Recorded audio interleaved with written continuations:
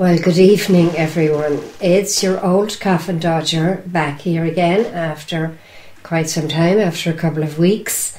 It is April the 26th, 2020, and evening time 22:16 in Ireland. I am working on another broadcast, but I haven't completed it yet.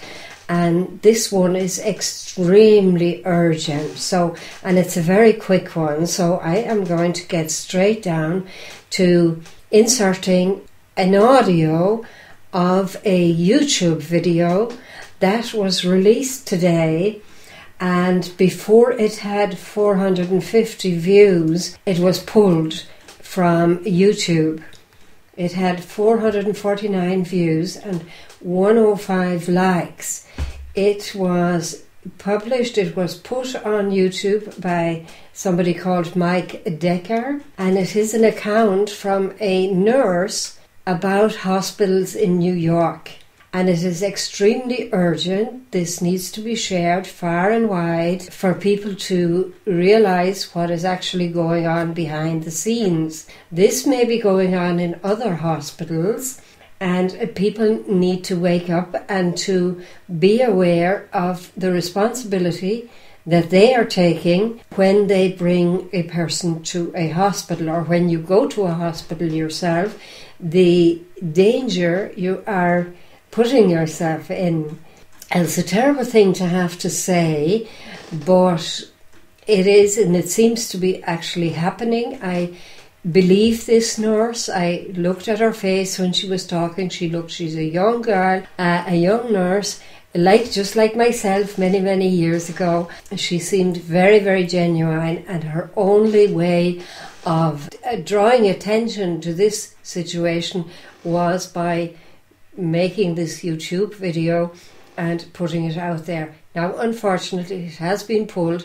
I did get the full recording, though, on my audio, so I'm going to let you listen to that now, and I won't be saying much at the end either, just letting you go again. Listen and take heed. I'm sure I'm going to get some hate messages after this. Frankly, I don't care, because this could save someone's life. I'm a nurse practitioner. I am licensed and certified. I am not on the front lines. I have a friend in New York City who's on the front lines, and for her safety, she cannot come out and say these things, so I am her voice. I'm not going to name names of people or hospitals for the safety of those involved, but this is her account, okay? I am her voice here. I'm going to tell you what she has told me. She wants this to get out. Now, I'm sure this is not the case everywhere. I'm confident. I have friends that are in other places. They're on the front lines. They're in ICU. And it's not like this everywhere. But in New York City right now, in some of the hospitals, this is what is going on. People are sick, but they don't have to stay sick. They are killing them. They are not helping them. She used the word murder, coming from a nurse who went to New York City expecting to help. Patients are left to rot and die. Her words. She has never seen so much neglect. No one cares. They are cold and they don't care anymore. It's the blind leading the blind. Now, a couple of weeks ago, I was on with some nurse friends of mine, and we were discussing different medications that could be used to potentially help people. Doctors who were reporting around the country that they were using a combination of medications that were helping people. People were not dying when they were on these medications. They were getting better. Those medications are not being used in hospitals in New York City. What is happening is that they're putting people on nasal cannula. If they require more than 6 liters of nasal cannula, they get intubated, they go on the vent, or they get trached if there's not enough vents. They don't get high flow, no non-rebreather, no non-invasive ventilation, no CPAP, no BiPAP. They're on a closed system, the ventilator, versus a CPAP or a BiPAP, for fear that it will spread the virus. Which, by the way, I know a nurse in Florida who was fired for exposing that about CPAP and BiPAP, and patients being put on the ventilator, like straight away to the ventilator, to be on a closed system. The patients don't know any better. They don't have family with them. There is no one there with them to advocate for them. So they are scared and they give consent. The ventilators have high PEEP, high pressure, which then causes barotrauma. It causes trauma to the lungs. Dr. Siddell, Cameron Kyle Siddell, a few weeks ago put out a video. He's in New York City, and he put out a video saying something is not right, like we're not treating this correctly. We're doing something wrong. This doesn't make sense. They pulled his video from YouTube and they took him out of ICU because they couldn't have one doctor going against the grain, going against their protocol. The protocol is propofol or some kind of sedation because they're on the ventilator and IV antibiotics. There's no hydroxychloroquine. They're not using that combination with Zithromax. They're not using zinc, vitamin C, high doses of vitamins A and D. They laugh. This is what she's told me. They laugh at that. She says this is a nightmare. It's out of a horror movie, and I don't want to be a part of this. There are people who are a full code, and yet if they crash, they're not doing compressions because it will spread the virus. Full code, not doing compressions. Family is not there. They have no one to answer to. No one is being held accountable. A code was called and no one came. So sometimes they're not even resuscitating people. Again, left to rot and die. They're not given blood because we know that the blood is not oxygenated in these COVID patients. We know that. There are doctors all around the world sounding the alarms. These are the drugs that work. This is the pathophysiology of the disease. This is what's happening. And for some reason, it's not changing. Even though we know, some of us know what's going on, nothing is changing on the front lines. They stay in the same PPE all shift, except for the top pair of gloves. So 2 pairs of gloves, or I don't know, maybe more than 2, but they're only changing the gloves on the outside. Gown, mask, whatever else stays the same because all patients are COVID patients. So if it's a COVID floor, it's all COVID, but it's not because some of them are rule out COVID. So even if they're rule out COVID and they're not COVID, they're going to get COVID because they're using the same PPE all shift and they're carrying that contamination to all the patients. They're not changing their PPE. They're not going into rooms. So they're running long tubing into the room so that they can manage the tubing from outside of the rooms. So if they're not going into the rooms, that means they're not assessing the patients as frequently as you would be otherwise assessing your patients. They are not doing rapid result tests. You're lucky if you get results in 5 days. Okay, this is coming from my friend who is in New York City right now on assignment, who went there to help, and this is what she's finding. It's a horror movie, she says. Not because of the disease, but because of the way it's being handled. She said we need help, and people are sitting there waiting in the hotels. Money, I guess, it's being paid for by FEMA, and yet they're still understaffed. And there are hundreds of people, hundreds of nurses in the hotels waiting to be called onto a shift. So there is manpower enough if the goal were to actually save people. But resources are not being utilized properly or to full capacity in a way that maximizes the patient benefit or improves the outcomes. The records and charting are crap. And now some of these hospitals in New York City are probably crappy on a good day. So you add in the fear of COVID and the fear of the whole pandemic and forget it. So if you're in a crappy hospital with crappy nurses, let's face it, all of us nurses have worked with crappy nurses before who don't care. So now you add in this, forget it. And they're having people do things that they can't do. So maybe things that they're not proficient in. So maybe a nurse who's not familiar or comfortable with using a ventilator. And it's that figure it out mentality. Figure it out. These patients are critical and they're crashing. Figure it out.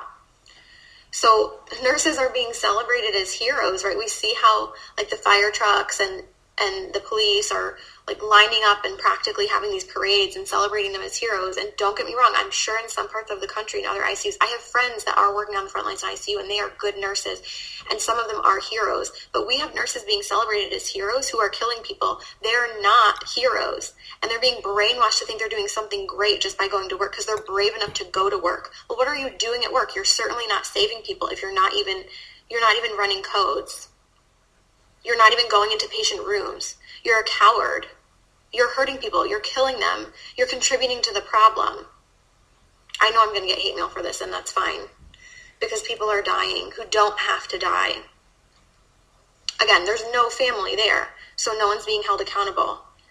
And once these people get intubated, they're being scared into giving consent to be intubated, and then for a lot of them, it's over. And there's nobody going to be held accountable. And there's nobody looking out for them. They are completely by themselves. There's like a total lack of critical thinking. It's out the window. And people are scared to speak up. And one person alone isn't going to change the overall culture of a hospital or a system or a city. Like I said, Dr. Cameron Kyle Seidel's video was pulled from YouTube. And he was pulled from the ICU for sounding the alarm and going against the grain. So people are sounding the alarm. It's just not changing anything, apparently. So what can you do? Buck the system. I'm really fortunate I don't have any family in New York City that I personally have to worry about. If there are people that you are worried about, or maybe it's not even New York City, maybe you're in another city that's being really hard hit and you're just hearing really bad things coming out of that city, buck the system. Something is wrong in the system. So go against the grain. Request records immediately. Records, transcripts, immediately. If there's a medication that you want your loved one to be given, report it as an at-home medication and demand that it be continued. That's just a tip from inside the system. If you want a medication to be given, you've got to report that it's an at-home medication and that you demand that it be continued. Your loved one is not going to have you in there advocating for them once they go in. You're not allowed in. The only reports that we're able to get of what's going on are coming from the inside, and people are afraid to speak out. People have lost their jobs. Do not give consent for intubation if you don't want to be intubated or your loved one to be intubated. Demand non-invasive or less invasive ventilation methods. As soon as you give that consent, you might not come out of it. Now, in some cases, it might be appropriate. We just don't know. We know that it's being used inappropriately in a lot of cases and that the ventilators are making people worse. Please share this video, make it go viral. People need to know this. This is the truth of what's going on from my nurse friend who's in New York City right now on assignment. This is murder, she says. People are being murdered and no one cares. Horrible care.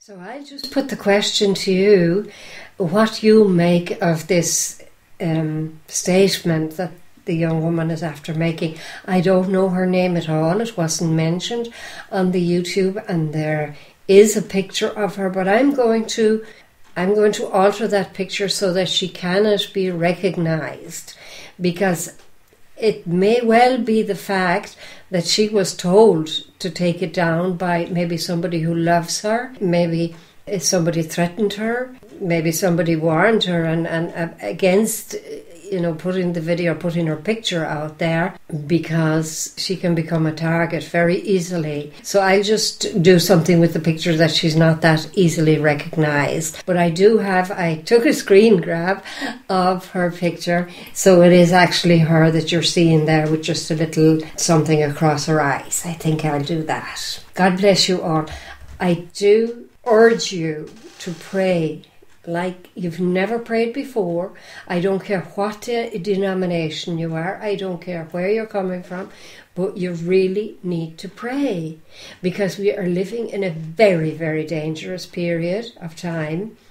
The people who are familiar with the book of Revelation, they will tell you that there's not much time left for any of us. And what I want is for people to be saved. You need to be saved. We all need to be saved.